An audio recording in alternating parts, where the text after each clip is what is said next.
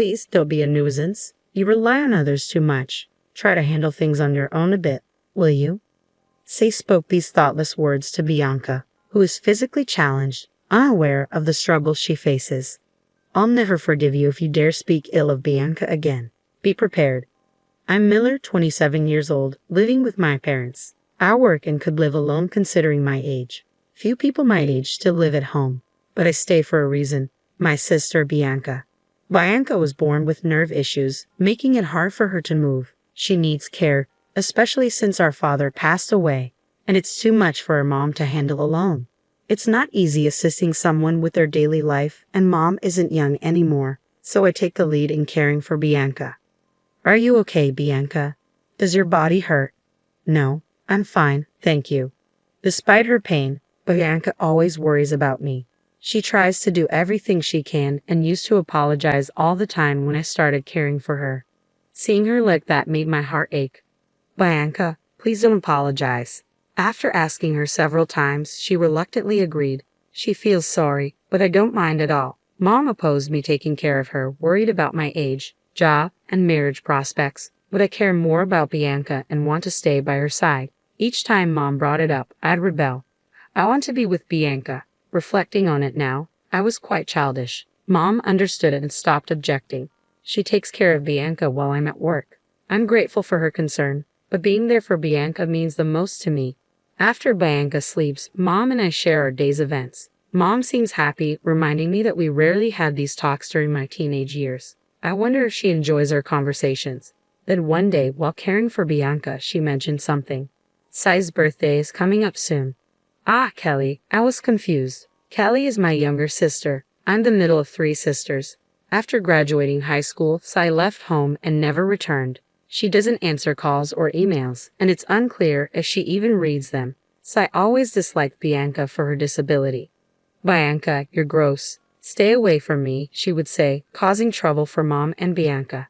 As a child, she found Bianca's differences suspicious. When Mom scolded her, "Hey, you can't say that," Kelly would behave for a while but soon start harassing Bianca again, hiding her pencil case, using foul language. Mom and I were exasperated with Sai. As she grew into a teenager, her attitude towards Bianca worsened. She started staying out late, and it wasn't unusual for her not to come home. No matter how much we cautioned her, she'd yell, "Shut up, don't interfere," and storm out. Eventually, Mom gave up. Just let her be. On the day Sai left home after high school, she said to Bianca, "Please don't trouble me. I mean, you're too dependent on others. Try to do something on your own for a change." Oblivious to Bianca's situation, Sai added these words. Despite her limitations, Bianca tried to be independent. She browsed job listings with her immobile body, determined to work. Ultimately, she couldn't find employment and remained home, but she never stopped trying to increase what she could do by herself. I couldn't forgive Sai for her heartless remarks. As I was about to lash out, Bianca stopped me. "Maybe that's how Kelly sees it. Sorry for being such a burden," she said, looking at Kelly with a mix of irritation and resignation. Kelly left home, and we lost touch. I heard from relatives that she got married right after high school, likely spending time at her boyfriend's place even before that. Initially, I tried reaching out, but she never responded, so I tried to live without thinking about Kelly. Bianca, are you going to contact Kelly again this year? Yeah, I think I'll try. Despite the hurtful words, Bianca still sent birthday messages to Sai, knowing she wouldn't reply. She said she wanted to at least wish Sai a happy birthday since she couldn't do much for her. I told her she was kind, but she always denied it. "Just normal," she'd say, shyly smiling. Months later, Mom and I stood beside Bianca, who lay peacefully in her hospital bed. Her condition had worsened after Kelly's birthday, and she passed away. It was heartbreaking to see Bianca, who could no longer speak, and I cried daily. There was no reply from Kelly, even when I informed her of Bianca's death. There was no response. Thus I resented Bianca. She was still family. I hoped for even a single word, but it seemed I expected too much. I sent the funeral details, but Kelly didn't reply or attend. Mom, either resigned or forgetful, never mentioned Kelly again. After the funeral, Mom and I cleared out Bianca's room. In the closet, I found an album I never knew Bianca had. It contained photos of Bianca, Mom, and me on outings, along with pictures from my childhood. When I asked Mom if she knew about these photos, she revealed that Bianca had secretly collected photos of me, finding strength in my smile. Hearing this, I burst into tears, sobbing like a child while Mom comforted me. Then I felt something warm on my head. Looking up, I saw Mom crying too, holding my hand. Bianca was that loved. A year has passed since Bianca's departure. Since then, my heart has felt empty, filled with a sense of loss. My days are spent in a job. I don't enjoy my days anymore. While Mom and I remain close, it's not enough to fill the void Bianca left. I often wonder what will become of me. One day, I got a call on my mobile phone from an unknown number. Who could it be? After a few rings, I answered, and the person on the other end was unexpected. Hello, this is Sterling, Kelly's husband. Excuse me, you're Kelly's husband? I asked, taken aback. That was Kelly's husband, Sterling, my brother-in-law. The mystery deepened. What could Sterling possibly want with me? Yes, he replied, his tone sounding somewhat angry. Do you need something? I asked, waiting for his next words. Please pick up your sister with disabilities. We've been looking after her for 6 months now, Sterling said, even more surprising me. An impossible situation had arisen. Bianca was with Sterling. I was so taken aback I fell silent. Thinking I was upset, Sterling pressed on. Why are you silent? Don't you care about your sister? What kind of human are you? His words bewildered me, but I finally spoke up. Bianca passed away a year ago. Sterling, perhaps in his excitement, wasn't listening, tired of caring and just dumping her on someone else. Your sister looks so sad, like she's been abandoned. This conversation was going nowhere. I interrupted Sterling to repeat, Bianca died a year ago. After a brief silence, Sterling finally spoke. Is that true? It seemed my words had finally reached him. I calmly explained to a now composed Sterling that Bianca had died a year ago, and that it was Kelly, not me, who had disliked Bianca. I also mentioned that we had informed Kelly when Bianca passed away. Shocked, Sterling seemed at a loss for words. Then, with a trembling voice, he said, Then who's the woman in our house? Excuse me, I asked, listening intently to Sterling's story. Apparently, 6 months ago, Kelly brought home a woman in a wheelchair, claiming she was her sister. Initially, they tried contacting us repeatedly, but Kelly had dismissed their efforts, saying, Nobody will listen. It's pointless. Refusing to acknowledge us despite claiming the woman was Bianca, Kelly didn't care for her at all. After returning from work, all the care fell on Sterling. Despite hearing the entire story, I couldn't grasp the situation, and it seems Sterling himself felt the same. Would you mind coming to our house? Maybe it's better to talk in person. Indeed, meeting and talking in person would be quicker than over the phone. I agreed to Sterling's suggestion and decided to visit his apartment with Mom next weekend. When I told Mom about the call from Sterling and the story about Bianca, she was very surprised and quite scared at the possibility that Bianca, who was supposed to be gone, might still be there. Finally, the day arrived. Bracing ourselves, we left the house and headed to Sterling's apartment. Nervous, I muttered as we approached the place. Mom nodded beside me, looking tense as well. We approached the designated room and rang the bell. From inside, we heard 2 sets of footsteps stop abruptly. The door opened, and a fresh-faced young man appeared. Mother-in-law, sister-in-law, thank you for coming all this way, Sterling said, leading us inside. We followed his lead, but as we were about to enter the room, we were interrupted by a familiar figure. Hey, why are you here? I didn't call you, and you haven't even met Sterling. Just do as I say, and leave quickly, Kelly said, trying to block our entry. Claiming to be the sister, Kelly didn't care for the woman at all.